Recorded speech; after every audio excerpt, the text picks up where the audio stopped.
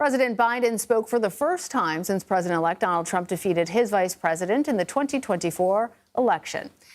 Now, President Biden walked out to a round of applause in the Rose Garden. He discussed yesterday's call with President-elect Donald Trump, and he promised that there will be a peaceful and orderly transition of power. Biden also praised his vice president on her campaign while expressing his respect for the electoral process. Something I hope we can do, no matter who you voted for, is see each other not as adversaries, but as fellow Americans. Bring down the temperature. I also hope we can lay to rest the question about the integrity of the American electoral system. It is honest, it is fair, and it is transparent. And it can be trusted, win or lose. We have team coverage for you now. Shawna Mizelle has more on what's next for Vice President Harris. So, Shawna, what's the vice president's team saying in terms of what they learned about why they lost this election? What else are the lessons that Democrats are trying to derive from this? Well, Democrats are really doing some soul searching right now, and there are a variety of factors that have been floated as a potential reason for such a devastating loss for Kamala Harris's presidential campaign. I'll name some of them in no particular order, but the economy was a top issue for a lot of voters across this country. And just historically and typically, the economy does not do, or voters in the incumbent party do not do well when the economy is not voting well. Voters do not feel like they can afford the price of groceries. So that's one thing on the list. But in addition to that, they are also saying that the campaign was not able to connect with working class voters. You had Vermont Senator Bernie Sanders actually come out and put a statement out calling that out, saying that the Democratic Party abandoned those working class voters, and in turn, working class voters abandoned this presidential ticket. There's also other things that have been brought up, like should Harris have picked someone else for her vice presidential running mate, like Pennsylvania Governor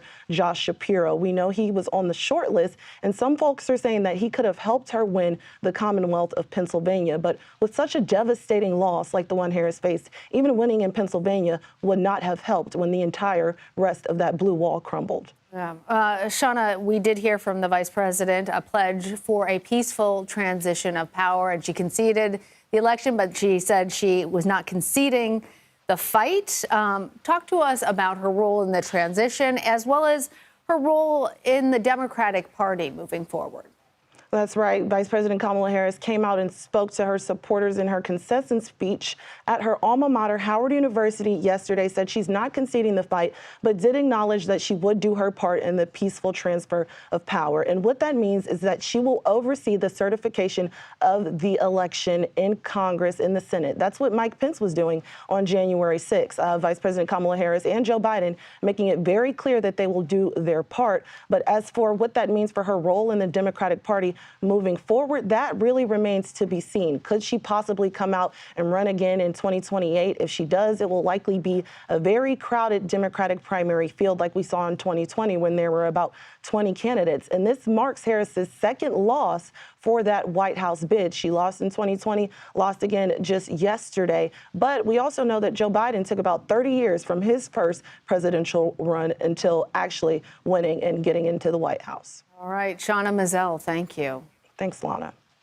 But first, let's start with CBS News campaign reporter Olivia Rinaldi there in West Palm Beach, Florida. She's covering the president-elect. So, Olivia, we see you there in West Palm Beach. Tell us what you're hearing about how Trump is preparing for this next administration and really has the goal of hitting the ground running.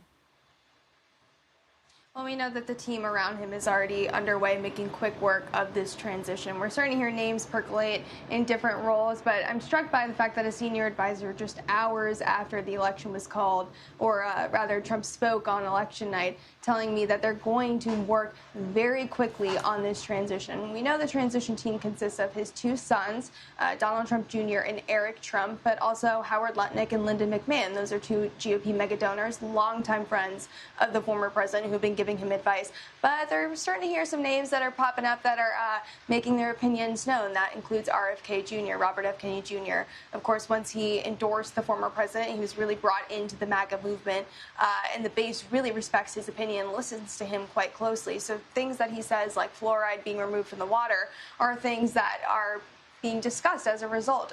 His opinion is being made known on a variety of different choices that the former president could make as far as his cabinet and policies that he's picking. So a lot on the table here in the next 74 days as Trump needs to fill about 4,000 policy positions, not only his cabinet, but then set the agenda for the next 4 years as well.